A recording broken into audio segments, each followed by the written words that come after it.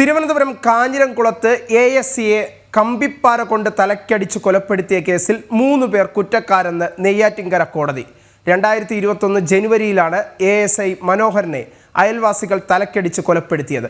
അതിർത്തി തർക്കവുമായി ബന്ധപ്പെട്ട വിഷയമാണ് കൊലപാതകത്തിലേക്ക് നയിച്ചത്.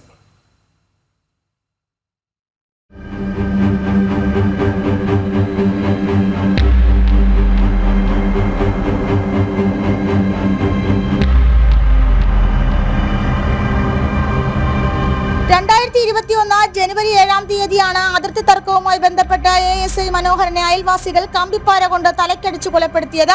മനോഹരന്റെ അയൽവാസികളായ കാഞ്ഞിരംകുളം സ്വദേശികളായ സുരേഷ്, വിജയൻ, സുനിൽ എന്നിവർ വീട്ടുതടയിൽ അതിക്രമിച്ചു കയറുകയും മനോഹരനെ ഇരുമ്പ് കമ്പിപ്പാര കൊണ്ട് തലക്കടിക്കുകയും ചെയ്തു. തുടർന്ന് ഭാര്യ അനിതയെ ക്രൂരമായി മർദ്ദിച്ചു.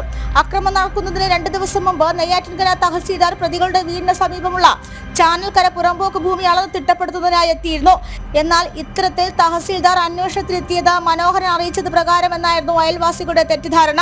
തുടർന്ന് നടന്ന തർക്കത്തിൽ മനോഹരനെയും ഭാര്യ അനിതയെയും 3 പേരും ചേർന്ന് കമ്പിപ്പാര കൊണ്ട് മർദ്ദിക്കുകയും പരിക്കേൽപ്പിക്കുകയും ചെയ്തു.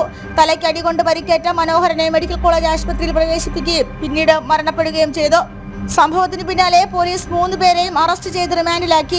തുടർന്ന് നടന്ന അന്വേഷണങ്ങൾക്കൊടുവിൽ 3 പേരും കുറ്റക്കാരാണെന്ന് Thiruvananthapuram Neyyattinkara first class judicial magistrate കോടതി കണ്ടെത്തി. കേസിലെ ഇരുവരുടെയും വാദം കേൾക്കുന്നതും വിധി പറയുന്നതും തിങ്കളാഴ്ചത്തേക്ക് മാറ്റി. ജനം, തിരുവനന്തപുരം.